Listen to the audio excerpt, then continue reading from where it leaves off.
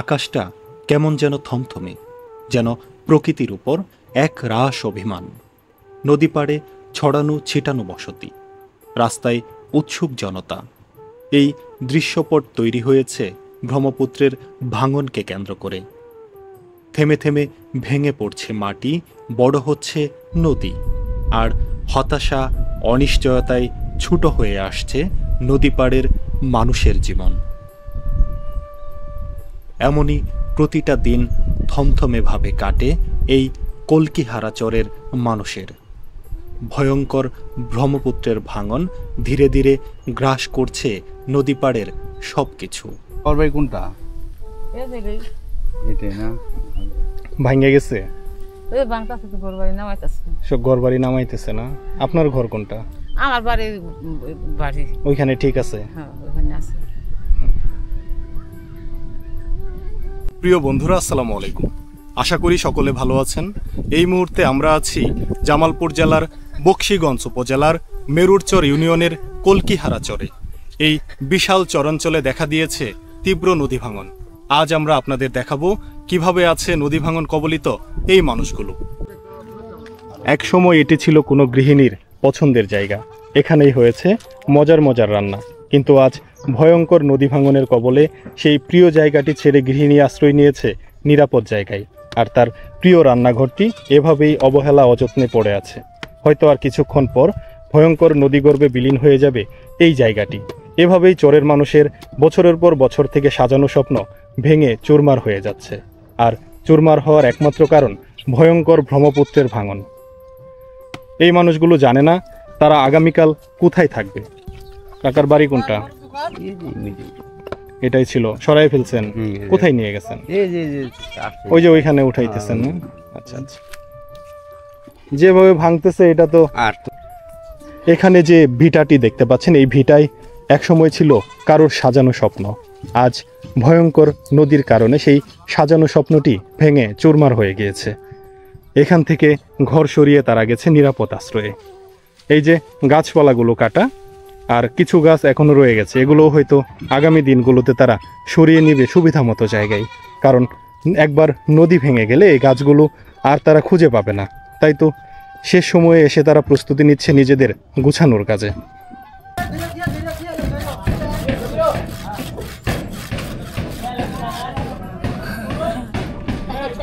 ব্রহ্মপুত্র ভেঙে নিয়েছে ঘর, আর চরের মানুষরা একে অপরকে সহযোগিতা করে উঠিয়ে দিচ্ছে নতুন ঘর। কিন্তু এখান থেকে প্রায় 200 ফিট দূরে ব্রহ্মপুত্র নদী প্রতিনিয়ত ভেঙে চলছে এই খরস্রোতা নদী। আর এই ঘরটিও বা এবছর টিকবে কিনা তারও কোনো গ্যারান্টি নেই। তবুও মাথা গোজার ঠাঁই তো দরকার। এই মাথা গোজার জন্য চরের মানুষেরা আবারও অন্যের জমিতে ঘর বাঁধছে। এখানে বেশিরভাগ মানুষের নিজস্ব কোনো জমি নেই, তারা অন্যের জমিতে চেয়ে বা অন্য কোনোভাবে ব্যবস্থা করে ঘরের ব্যবস্থা করে নিচ্ছে। চরের এই মানুষগুলোর মধ্যে রয়েছে অসম্ভব আন্তরিকতা। এই আন্তরিকতার ফলে তারা একে অন্যকে এভাবে সহযোগিতা করে নতুন ঘর বাঁধার কাজে। নদী থেকে একটু দূরে তৈরি হচ্ছে নতুন এক বসতি, অথচ এই জমিগুলো ছিল একদমই আবাদি জমি। কিন্তু ভয়ঙ্কর নদী ভাঙনের কারণে দূর থেকে নদী ভেঙে এখানে এসে আশ্রয় নিচ্ছে কয়েকটি পরিবার। তবুও অনিশ্চয়তা তাদের পিছু ছাড়ছে না, কারণ এই ঘরটিও বা কয়দিন টিকবে তার কোনো। ঘরটা কতদিন আগে ভাঙছে? পরশুদিন, মানে কালকে। কালকে না? যে ঘরটা ভাঙছে এটা কতদিন আগে তৈরি করছিলেন আপনি? এটা তৈরি করছিলাম 6 বছর থেকে 7 বছর। 7 বছরের মধ্যে। আপনার পরিবারে কে কে আছে? মা আছে, ভাই আছে, পোলাভান আছে, আর সবাইকে নিয়ে এখানে। তো এই বাড়িটা যে করলেন এটা কি আপনার জায়গা? না। কিভাবে নিছেন এটা? এটা আপনার কোনো জায়গা নাই, ওনার কাছ থেকে চেয়ে আপনারা নিছেন আর কি। আচ্ছা, আপনার যে আবাদি জায়গা জমি ছিল ওগুলোও কি একদম নদী গর্ভে বিলীন? বাড়ির পাশে ওই লোকেত আছে, লোকেত আছে। এখন সামনে কি করবেন, পরিকল্পনা কি? ঘর বাড়ি ভেঙে গেছে, জমি জমা নিয়ে গেছে, এখন কিভাবে সামনের দিনগুলা কিভাবে কাটাবেন? আল্লাহ ভরসা। আল্লাহ ভরসা। আপনি যে অন্যের বিপদে সহযোগিতা করতেছেন, জি। এখানে আপনার স্বার্থ কি? আমার বাড়ির পার্শ্ববর্তী এলাকার লোক নদী ভাঙনে মনে করেন বাড়ি ঘর এই যে টেনে দিতেছি আর কি, ওখান থেকে নিয়ে এখানে তুলে দিতেছি। চরের মানুষের যে একটা একতা, সেটা আসলে এখানে পরিলক্ষিত হয়েছে। এই মানুষগুলো সবাই আসলে কেউ এখানে কোনো স্বার্থ নিয়ে আসে নাই, একজনের বিপদে আরেকজন পাশে দাঁড়িয়েছে। আবার ওনারা যখন বিপদে পড়বে ওনারা সবাই আবার একসাথে ওনার কাজে সহযোগিতা করবে। চরের মানুষগুলো আসলে এভাবে বছরের পর বছর থেকে একসাথে একতাবদ্ধ হয়ে বসবাস করছে। আপনি আপনার পেশা কি এখন? কি পেশার আমি সাথে আছেন? সংসারী কাজ করি, কৃষি কাজ করি। কৃষি কাজ করেন। জি। এবছর এই নদীতে কতগুলা ঘর ভেঙে গেছে? এবছরে নদীতে প্রায় 100-র উপরে ঘর ভাঙা পড়ছে আর কি এভাবে। আসসালামু আলাইকুম। আপনারা কোথায় যাইতেছেন না কোথায় যাচ্ছেন? মেরুর চর। আপনাদের বাড়িঘর কি এখানে? এই পর্যন্ত মানে কতদিন থেকে নদী ভাঙন শুরু হয়েছে আপনাদের এই সাইডে? 2 বছর ধরে। আগে ভাঙছে, আগে ভেঙে দম গেছে। এবার এই পারে কতগুলা ঘর বাড়ি চলে গেছে? এই পাশে অনেক ঠিক আছে, মেলা গেছে।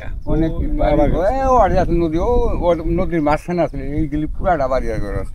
আচ্ছা, এই যে ভাঙতেছে, যাদের বাড়ি ঘর ভাঙছে ওরা এখন কোথায়? এখন ওই যে জায়গায় জায়গায় অন্য জনের কাছে জায়গা জায়গা নিয়ে দিয়ে সাইডে বাড়ি ঘর উঠাই আছে, এটার কোনো উপায় নেই। আচ্ছা, ভাইজান কোথায় গেছিলেন?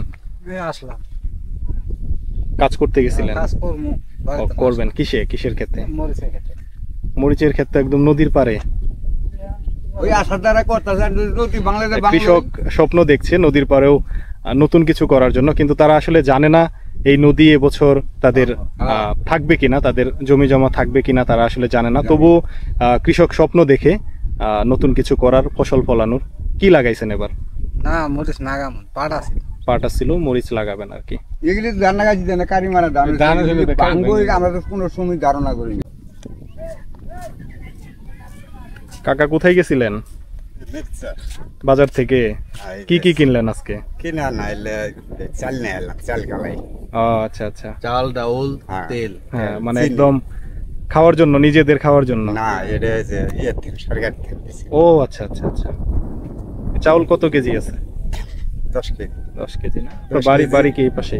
বাড়ি এই পাশে। খেয়া নৌকায় পার হবে না? খেয়া নৌকা পার।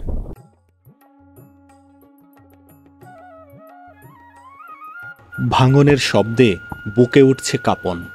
আর এসব অসম্ভব সাহসী মানুষগুলো এখনও নদীর কিনারা ধরে হেঁটে চলছে গন্তব্যের দিকে।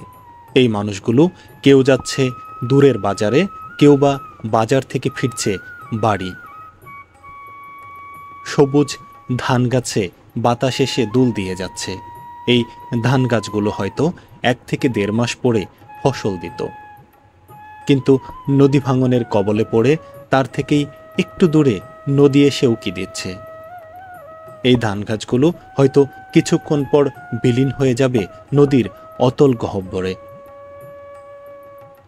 এমনই অনিশ্চয়তা নিয়ে প্রতিটা রাত কাটে এই কলকিহারা চরের। কতটুকু জায়গা মানুষদের। লাগাবেন ভাই? 12 কাঠা। 12 কাঠা। এটাই কি প্রতি বছর মরিচ করেন? না, মরিচা করেন না? এর আগে তো মনে হয় পাট ছিল। হ্যাঁ, কেমন হয়েছে পাট? ভালো হয়েছে। এবার তো পাটের মোটামুটি দাম পাইছেন? হ্যাঁ, দাম পাইছি। বিক্রি করে দিছেন? হ্যাঁ, বিক্রি করছি। আচ্ছা আচ্ছা। এই জমিগুলাতে এমনিতে সব থেকে ভালো হয় কি?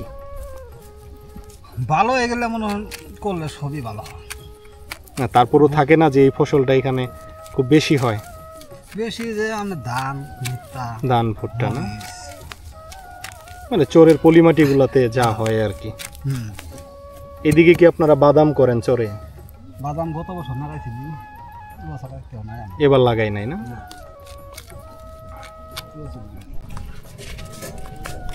কোথায় গেছিলা তোমরা? কুইশার আনতে ক্ষেত থেকে?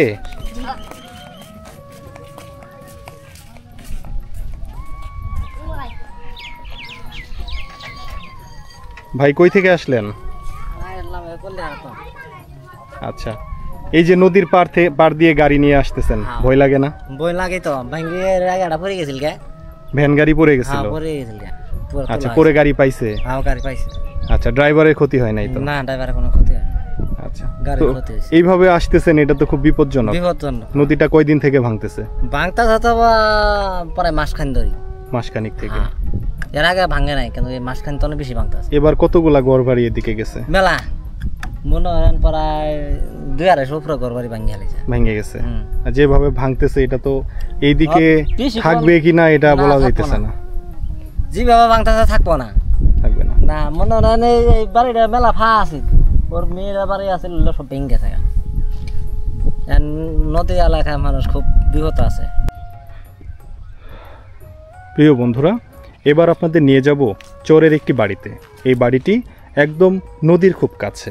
আমরা জানার চেষ্টা করব তারা কেমন আছে বর্তমান সময়ে।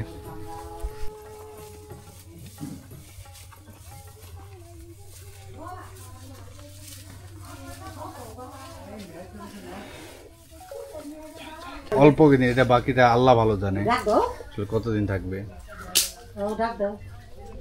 এর আগে কোথায় বাড়ি ছিল আপনার?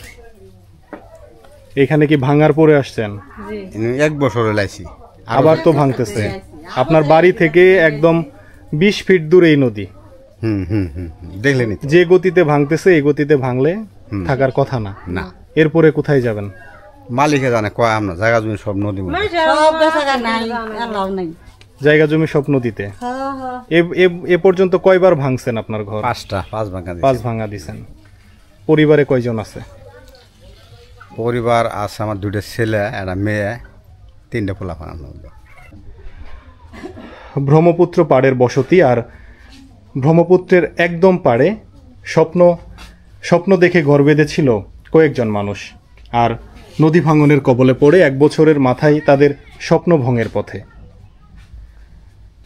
যে ঘরটি দেখতে পাচ্ছেন, এই ঘর থেকে 20 ফিট দূরেই ব্রহ্মপুত্র নদী, আর প্রতিনিয়ত শব্দ করে ভাঙছে চারপাশের মাটি। হয়তো এভাবে ভাঙতে থাকলে 2 দিন পর এই ঘরের অস্তিত্ব খুঁজে পাওয়া যাবে না। ব্রহ্মপুত্র পাড়ের এই মানুষগুলো এভাবেই দুর্বিষহভাবে জীবনযাপন করছে। এই মানুষগুলোর না আছে বড় কোনো স্বপ্ন, না আছে ভালো কিছু করার ইচ্ছা, তবুও দুবেলা দুমুঠো খেয়ে তারা বেঁচে থাকতে চায়। এই স্বপ্নটুকুও আজ ভঙ্গের পথে। দূরে ভাঙনের শব্দ, আর কাছে কলকিহারার মানুষের হৃদয়ের গর্জন। এই মানুষগুলো অনিশ্চয়তার মধ্যে কাটাচ্ছে প্রতিটা মুহূর্ত। এই মানুষগুলোর মনে নেই কোনো শান্তি, সামনে তারা দেখছে না কোনো আশার বাণী। তবুও বেঁচে তো থাকতে হবে। সেই বেঁচে থাকার তাগিদ থেকেই তারা হয়তো টিকে আছে। আর চরের মানুষগুলো এই নদী ভাঙনের সাথে পরিচিত সেই বহু আগে থেকে। সেই পরিচিতি হয়তো তাদের বাঁচিয়ে রাখছে এবারের মতো। হয়তো ভবিষ্যতেও জমি জমা ঘর বাড়ি আর তারা নতুন কোনো জায়গায় ঘর বাঁধবে। এটাই যেন তাদের জীবনের এক অবিচ্ছেদ্য অংশ। নদী ভাঙনের পর যে ঘরের আসবাবপত্রগুলো, এগুলো আসলে তড়িঘড়ি করে এই সকল জায়গাগুলোতে রাখা। এখান থেকে আবার তারা নিরাপদ জায়গায় সরিয়ে রাখবে।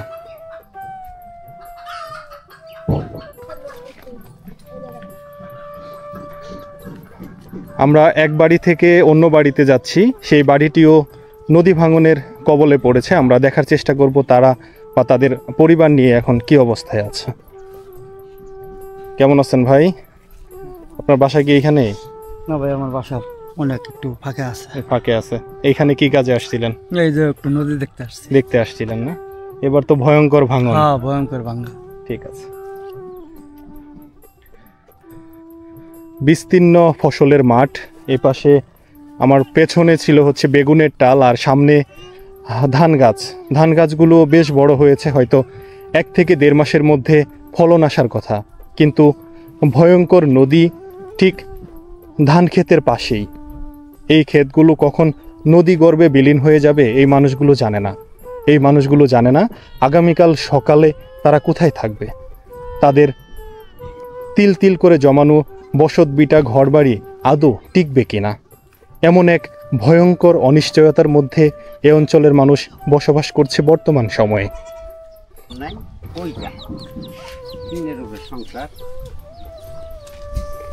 এটা উঠায় ফেলানো হচ্ছে, কারণ কিছুক্ষণ রেখে দিলে এটাও হয়তো নদী গর্ভে বিলীন হয়ে যাবে।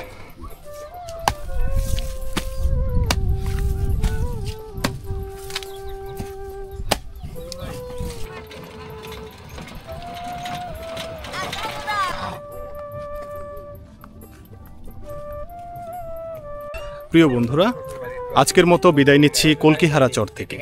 আমরা চাইবো এই চরের মানুষ ভালো থাকুক, আমরা চাইবো অচিরেই বন্ধ হোক এই নদী ভাঙন, মানুষগুলো মুক্তি পাক ভয়ঙ্কর নদী ভাঙনের কবল থেকে। ভালো থাকবেন, সুস্থ থাকবেন, দেখা হবে নতুন কোনো ভিডিওতে। আল্লাহ হাফেজ।